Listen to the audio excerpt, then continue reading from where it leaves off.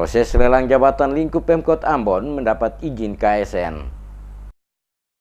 Wali Kota Ambon Richard Hanepesi menyatakan proses lelang jabatan yang dilakukan Pemkot Ambon beberapa waktu lalu telah mendapatkan izin Komisi Aparatur Sipil Negara atau KASN dan diketahui oleh Menteri Dalam Negeri. Hanepesi membantah tidak menerima surat klarifikasi terkait dengan pengangkatan pejabat bermasalah sebab menonjolkan sejumlah pejabat. Hanepesi mengakui surat yang diterima dari Mendagri, KASN maupun Gubernur terkait dengan izin melakukan lelang jabatan dan pergantian jabatan sifatnya normatif. Wali Kota mengklaim pengangkatan pejabat dan menonjolkan puluhan pejabat tinggi Pratama pada 29 Desember 2017 lalu sudah sesuai dengan ketentuan yang berlaku. Oleh karena itu, Hanepesi meminta agar persoalan ini tidak perlu dipolemikan. Wali Kota mengakui tidak pernah mendapatkan surat dari Mendagri, KASN maupun Pemprov Maluku untuk meminta ia mengklarifikasi kebijakan yang syarat kepentingan politik tersebut.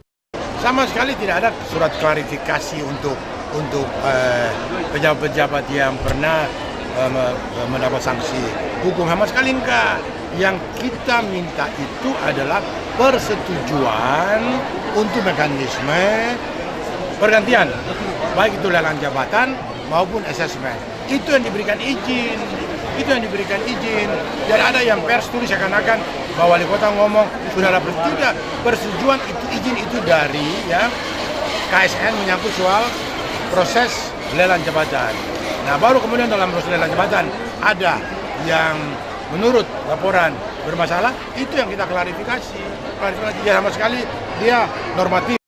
Sementara itu, berdasarkan beberapa pemberitaan media, persoalan pengangkatan ASN dinilai bermasalah menduduki jabatan Kepala Badan Pengelolaan Keuangan Pratama. Lingkup Pemkot juga mendapat reaksi DPRD Kota Ambon yang mengadukan langkah wali kota ke Kemendagri dan Komisi ASN. Sedangkan penjelasan Kepala BKD Maluku, Femi Sahitapi, mengakui Pemprov Maluku telah menyurati wali kota untuk segera mengklarifikasi pengangkatan ASN bermasalah tersebut bagi pejabat tinggi Pratama pada 29 Desember 2017 lalu dan menonjolkan sejumlah pejabat. Surat yang ditandatangani PLT Gubernur Maluku Syed Sahuburua itu telah disampaikan kepada wali kota pada Senin 26 Februari 2018 lalu. Menurut Sahitapi, tidak ada batas waktu kapan wali kota harus membuat klarifikasi ke Pemprov, namun PLT Gubernur segera meminta secepatnya.